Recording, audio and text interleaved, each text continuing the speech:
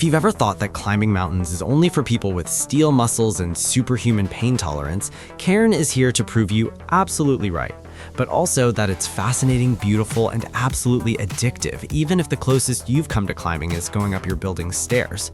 Developed by the game makers, the creators of Furry and Haven, Cairn is that type of game you probably didn't know you needed until you sank your virtual fingers into the first rock crevice. It's a climbing simulator that puts you in the skin and bleeding hands of Ava, a professional climber on a mission to conquer Mount Kami, a peak so intimidating that no one has managed to reach its summit and live to tell the tale. Sounds promising, right? Well, hold on tight, because this journey is as rewarding as it is brutally honest. Ava is a walking contradiction. On one hand, she's an elite athlete capable of doing full splits while hanging from a cliff, which technically makes her more flexible than 99% of us mortals. On the other hand, you see her start trembling and gasping just a few meters off the ground, as if she'd forgotten she's supposedly a professional. This dichotomy can be frustrating at first, but it's precisely what makes Cairn so special. You're not playing with an invincible superhero, but with a human being of flesh and blood and shattered nerves. The game doesn't romanticize climbing. If you're expecting an epic hero who defies gravity without breaking a sweat, prepare for disappointment. Ava screams, curses, cries, and sometimes gets drunk to celebrate small victories.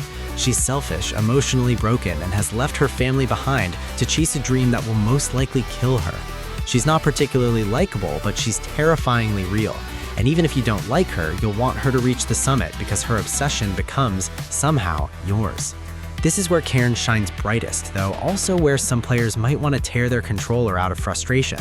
The climbing system is similar to the infamous QWOP, but vertical and with deadly consequences. You control each of Ava's limbs individually. You select a hand or foot, move it to the next hold, and confirm the position. The game automatically chooses which limb it thinks you should move next, though you can override this decision manually when you deem it necessary, and trust me, you will. On paper, it sounds simple. In practice, it's like trying to juggle while walking a tightrope over an active volcano. Every hold counts, every decision matters. Do you move your left foot to that small crock, or try to reach with your right hand for that promising ledge? The wrong answer can mean a fall of several meters, or worse, death. What's fascinating is that once you get the hang of it, climbing becomes almost meditative. You start reading the rock wall as if it were a language only you understand.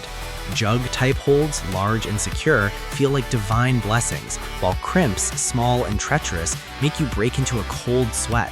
You can do smearing, pressing against the rock without a defined hold, jam hands and feet into cracks, and look for creative angles to advance. It's a deep system that rewards both careful planning and adaptability in moments of crisis. But not everything is perfect. There are moments where Ava simply doesn't cooperate. Sometimes she tries to grab just beside the hold you selected, consuming your precious stamina while you scream internally. Other times, the automatic limb selection system insists on moving the wrong leg when you urgently need to use an arm. And on rare but memorable occasions, the game can bug out, making Ava release a hold for no apparent reason, or your pittons, those life-saving stakes you hammer into the rock, simply stop working. If you think the challenge ends at finding the next hold, think again. Cairn includes survival elements that transform the experience from a vertical puzzle into a constant struggle to stay alive. Ava needs to eat, drink water, sleep, and stay warm. Her fingers bleed and you must bandage them manually, finger by finger, in a sequence that feels intimate and almost ritual. Resources are scarce. Sometimes you'll go long stretches without finding water or food. Feeling Ava's hunger and thirst bars drop dangerously while there are still meters and meters of wall ahead. Then, just when you think all is lost, you reach a camp with a lake full of fish or a cave with goats. The relief is immense, almost euphoric. Inventory management is another crucial element. Each item takes up space in your backpack, and you need to balance food, water, chalk for your hands, bandages, medicine, and crucially, the pitons that will save you from deadly falls. These pitons are pure gold. You only have 6 available at any time, and you must use them strategically. Placing one involves a mini-game where you must stop a bar at the exact moment. If you fail, the piton can be poorly installed and won't hold you when you need it most. Some critics consider these survival systems may be too much for certain players, and the game allows you to disable them if you prefer to focus only on climbing. However, doing so would mean missing a fundamental part of what makes Cairn special. These elements aren't sadistic whims, they're the emotional backbone of the game. When your hands sweat on the controller because Ava is without water, hungry, and about to fall, you understand on a visceral level what it means to be at the limit of the human body. Mount Kami isn't just a giant rock wall. It's a vertical, open world full of wonders. The art direction is impressive, with a distinctive visual style that makes each rock formation readable and beautiful at the same time. Golden sunsets bathe the walls in warm light, storms make climbing dangerously slippery, and climbing at night is practically impossible without a light source.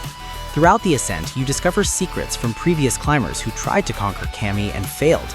You find abandoned backpacks, messages carved into the rock, forgotten camps, and artifacts that tell the mountain's story. You also cross paths with other climbers on your way, some more pleasant than others. Ava, true to her obsessive personality, often receives them with disdain, too focused on her goal to appreciate human company. The music deserves special mention.